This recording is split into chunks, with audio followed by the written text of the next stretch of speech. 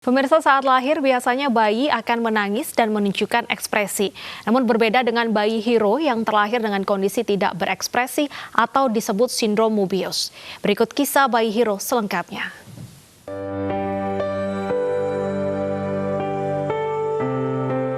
Andreas Kurniawan, seorang psikiater, membagikan kisah anaknya yang menderita sindrom Moebius melalui media sosial. Jika biasanya bayi lahir akan menangis, berbeda dengan Hiro yang lahir 27 Juni lalu. Ketika lahir, Hiro tampak tenang, tidak berekspresi, dan tidak bernafas. Hiro juga mengalami masalah saraf kranial X fungsi telat, sehingga Hiro harus makan melalui selang NGT yang dipasang di mulut atau di hidungnya. Ketidakmampuan menelan membuat air liur Hiro tidak bisa tertelan dan bisa masuk ke saluran napas. Untuk memastikan Hiro bernafas dengan baik, maka dipasang tracheostomi di lehernya. Hingga kini belum diketahui pasti penyebab bayi lahir dengan sindrom Moebius, karena saat kehamilan, kondisi kandungan istri Andreas Kurniawan baik dan tidak menunjukkan gejala aneh.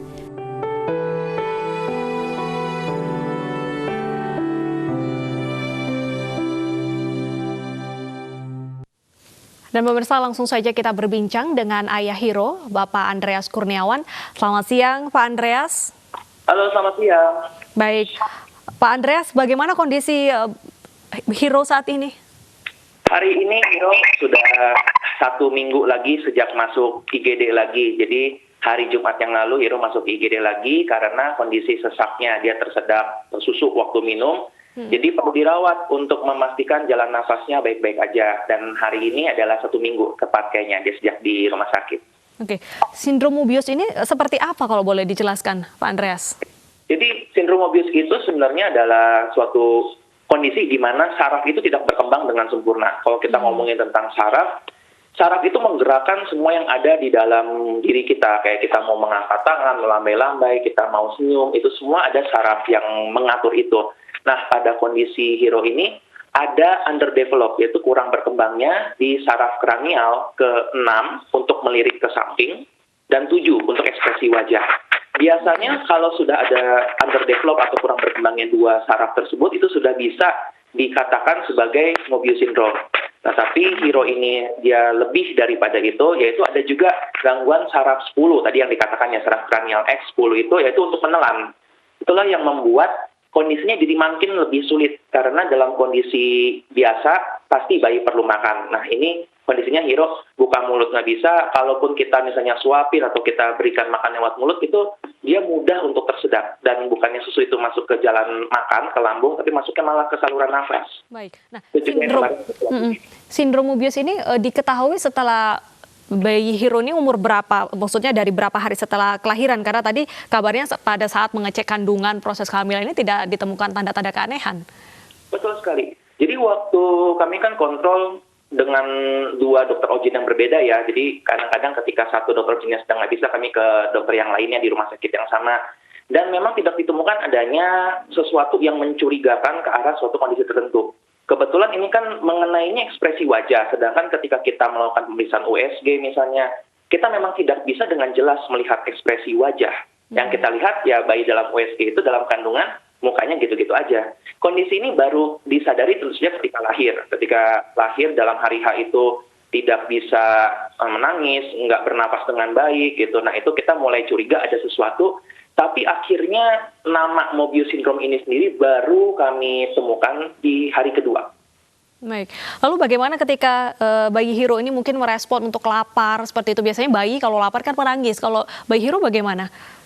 Akhirnya ya Hiro bisa menangis dengan caranya sendiri. Cuma memang menangisnya itu tidak bersuara yang cukup keras. Jadi kalau kami misalnya diajarkan sebagai orang tuanya melihat ketika Hiro menangis itu yang paling pertama terlihat adalah bibirnya yang ini rahangnya itu akan bergetar seperti kedinginan.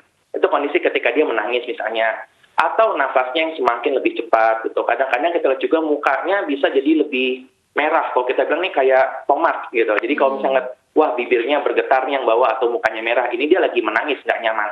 Nggak nyamannya karena apa itu yang kita nggak tahu. Bisa jadi karena popoknya penuh misalnya, atau karena dia lapar, atau kadang-kadang sekadar posisi nggak nyaman, atau kepanasan atau kedinginan kayak gitu. Untuk memastikan nutrisinya baik, akhirnya kami secara konstan setiap 3 jam kami akan memberikan makanan. Baik, jadi dari pihak orang tuanya sendiri ya inisiatif. Lalu bagaimana tentang pengobatan ataupun apakah ada terapi khusus yang diberikan untuk Hiro?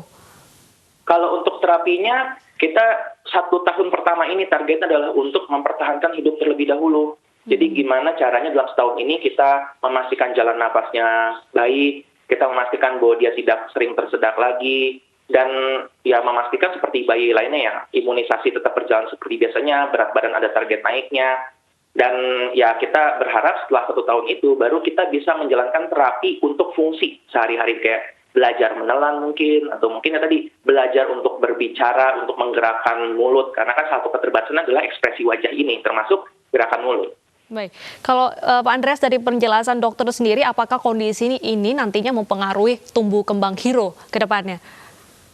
Kalau untuk kondisi Mobius syndrome ini dikatakan bahwa seandainya kita bisa menangani di tahun-tahun pertama dengan baik, maka tumbuh kembangnya akan sama seperti orang-orang atau anak-anak yang lainnya.